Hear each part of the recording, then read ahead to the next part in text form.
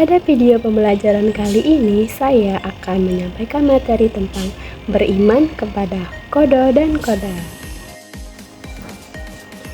Qada dan qadar merupakan rukun iman yang keenam.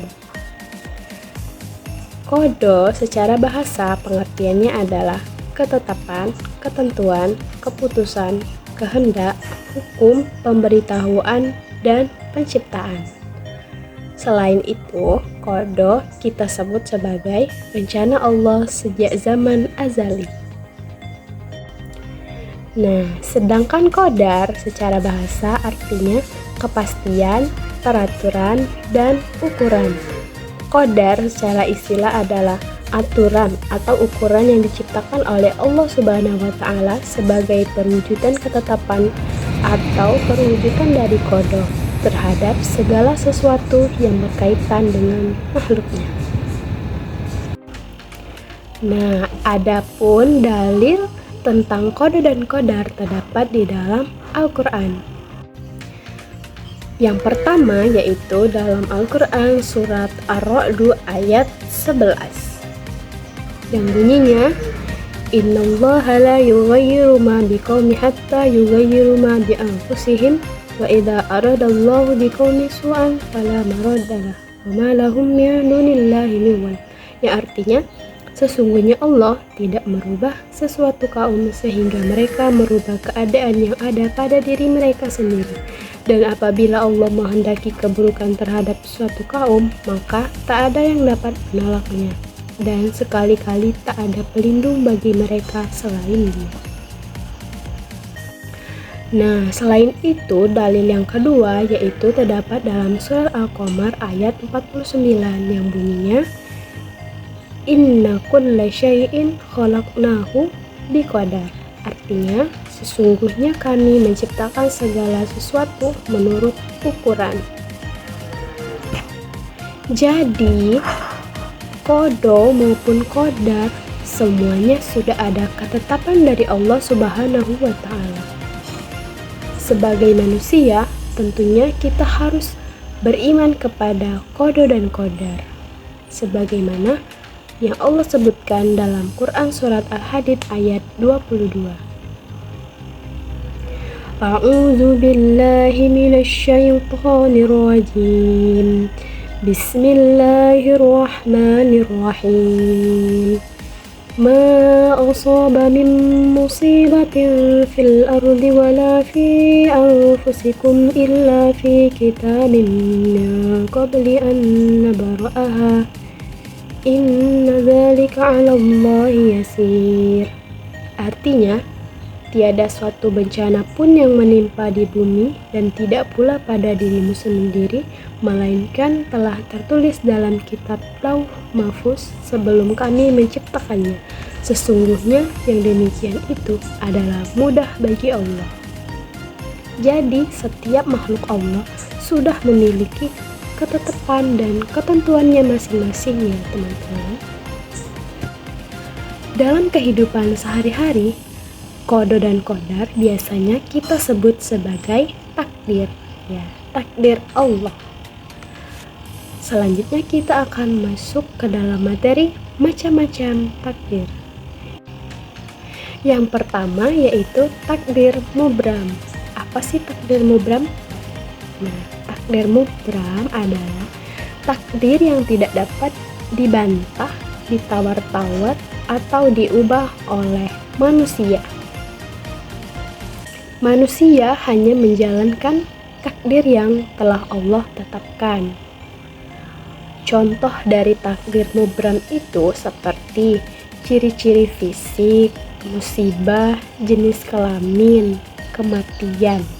Nah, itulah contoh-contoh dari takdir mubram. Artinya, takdir mubram ini tidak dapat diubah sama sekali oleh manusia.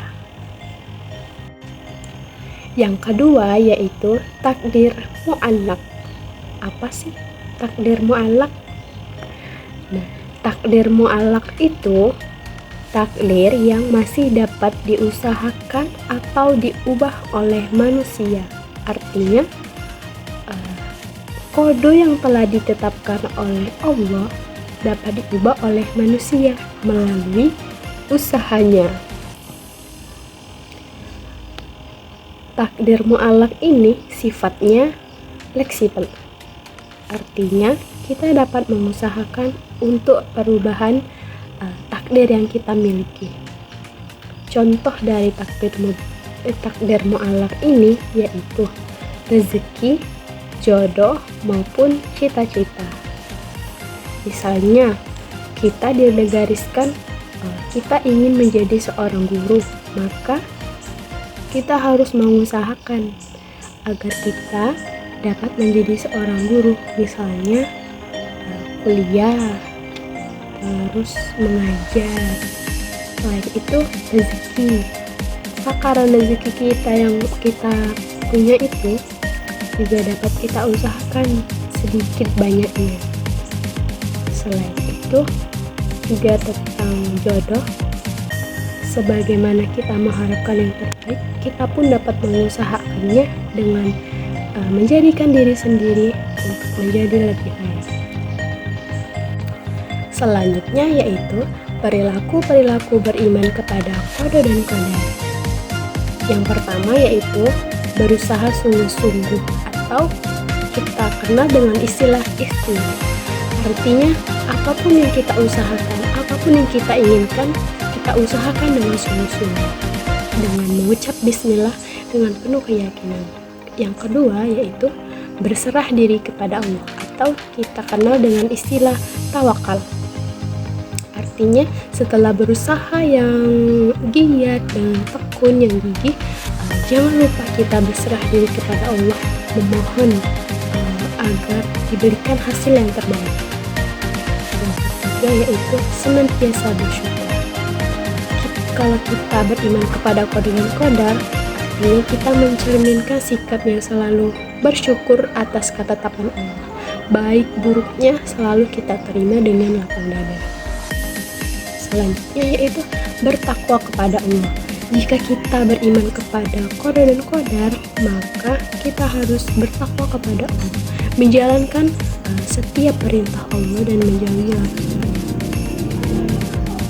Yang kelima yaitu qanaah. Senantiasa kita harus menjaga keimanan dan keikhlasan kita dalam kehidupan sehari-hari, agar kita dapat mencerminkan perilaku yang beriman kepada qada dan qadar. Selanjutnya itu perilaku yang terakhir yaitu senantiasa bersikap sabar. Artinya, dalam menerima ketentuan Allah itu kita harus sabar.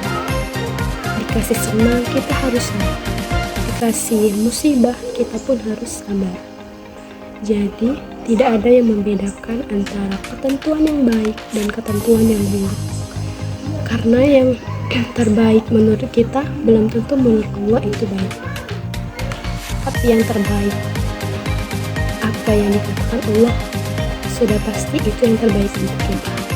Makanya kita harus selalu berusaha bersikap sabar dalam menjalani kehidupan sehari.